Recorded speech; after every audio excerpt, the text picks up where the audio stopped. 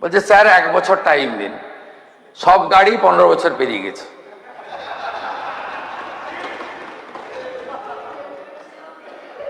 যে কটা কনস্টেবল আছে তাদের না আছে ব্যারাক, না আছে তাদের খাওয়ার জন্য কিচেনের ব্যবস্থা, তারপরে তো ডিএ নাই, পে কমিশন নাই, বদলি নীতি নাই, ডাটা এন্ট্রি অপারেটর নেই, আধুনিক মডার্ন পুলিশ সিস্টেম কলকাতা পুলিশের কিছুটা আছে, বাকি রাজ্যের ভয়াবহ চিত্র। দাঁড় করাবেন কি করে? সবই জিরো। আর যা যা কাণ্ড করলেন,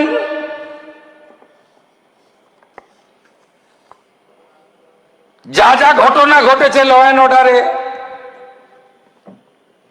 অপরাজিতা বিলের সময় মনে আছে আমার বক্তৃতা, উনি এখানে বসেছিলেন, আমি ওখানে বসেছিলাম। কামদুনি ছোট্ট ঘটনা, বারাসাত শরীর থাকলে যেমন সর্দি কাশি জ্বর জারি হয়, একটু আধটু রেপ টেপ তো হয়।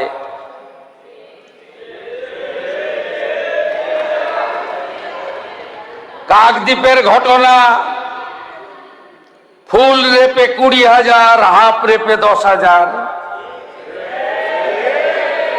হাঁসখালির ঘটনা, মেয়েটা অন্তঃসত্ত্বা ছিল। ময়নাগুড়ির ঘটনা, লাভ অ্যাফেয়ার্স। আরজি কর, ওর বাবা মা চাইলে তো 10 লাখ দিতেই পারি। এই তো ছিল নারী নিরাপত্তা। আর নিরাপত্তা কিভাবে দিতে হয়, ঘটনা ঘটতে পারে,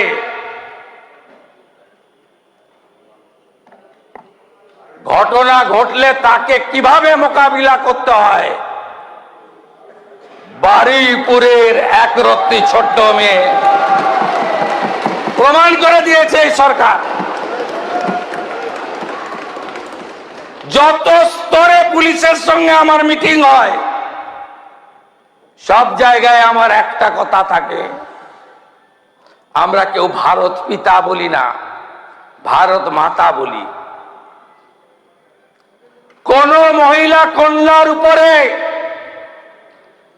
কিছু ঘটলে কারোর নির্দেশের জন্য অপেক্ষা করবেন না, যাই করতে চান করে দেবেন। আপনাকে ঢাল হিসেবে প্রোটেক্ট করবে রাজ্যের মুখ্যমন্ত্রী।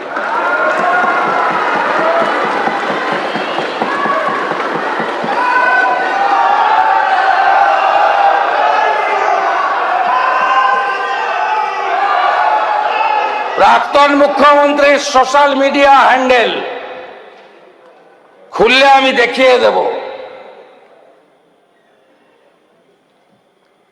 মাটিগাড়াতে নেপালি একজন ছোট্ট 10 ক্লাসের বাচ্চা মেয়েকে রেপ করে খুন করেছিল, তার ফাঁসির আদেশ হয়েছিল। প্রাক্তন মুখ্যমন্ত্রী মেসেজ করে বললেন ধন্যবাদ দিচ্ছি। কুলতলিতে খুব দ্রুত ফাঁসির আদেশ হলো, ধন্যবাদ দিচ্ছি। কার্যকর করতে পারেন না কেন? হ্যাঁ, লম্বা প্রসেস, বাড়ির লোক হাইকোর্টে যায়, হাইকোর্ট থেকে সুপ্রিম কোর্টে যেতে পারে, সুপ্রিম কোর্ট থেকে রাষ্ট্রপতির কাছেও যেতে পারে। যদি দিল্লিতে নরেন্দ্র মোদীজির নিয়ন্ত্রণাধীন দিল্লি পুলিশ দিল্লির জুডিশিয়ারি, ভারত সরকারের লয়াররা নির্ভয়ার ক্ষেত্রে 4 জনের চূড়ান্ত শাস্তি কার্যকর করতে পারে, তাহলে আমাদের রাজ্যে মাটিগাড়া, কুলতলি সহ 18টি পানিশমেন্ট কেন কার্যকর আপনারা করতে পারেননি? কোনো মনিটরিং নেই। যখন এলো মিডিয়াতে, ভাষণ দিয়ে তো খিচ মেরি ফটো, ব্যাস। এই করতে করতে রাজ্যটাকে রসাতলে দিয়েছেন। আমরা কি করছি শুধু দেখতে থাকুন। আমি আবারও বলে গেলাম, নারী নির্যাতন, সে মলেস্টেশন হোক, রেপ, গ্যাংরেপ হোক, অথবা পস্কোর আন্ডারে কোনো শিশু অত্যাচার হোক, এই সরকার আইনের মধ্য দিয়ে কত দূর যেতে পারে শুধু দেখতে থাকুন। আরজি কর নিয়ে হাইকোর্ট, সুপ্রিম কোর্ট, সিবিআই অনেক কিছু, সে প্রসঙ্গে আমার এখতিয়ার নেই বলার। তো আমার কাছে যেগুলো ছিল সুযোগ, আমি প্রত্যেকটা করেছি এবং আগামী দিনেও করব। 3 আইপিএস অফিসার, তাদের মধ্যে তো একজন সিনিয়র মোস্ট এডিজি র্যাঙ্কের। খুব সহজ নয় বিষয়গুলো।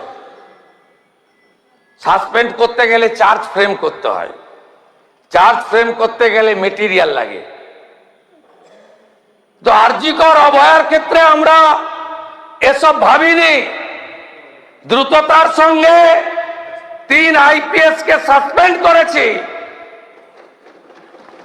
সন্দীপ ঘোষ, বিরূপাক্ষদের মেডিকেল লাইসেন্স খারিজ করেছি। তাদের চার্জশিট দেওয়ার জন্য সিবিআই এনওসি চেয়েছিল।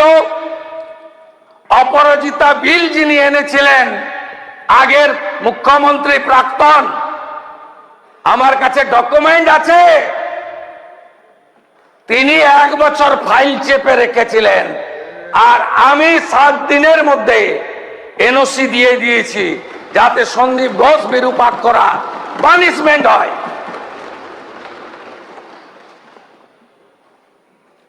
রাজনৈতিক ভায়োলেন্সের ক্ষেত্রে আপনারা ভাবছেন 2011 সালে পরিবর্তন আসার পরে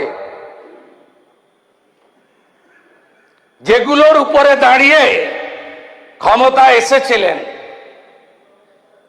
একটাও পানিশমেন্ট দিতে পারেননি।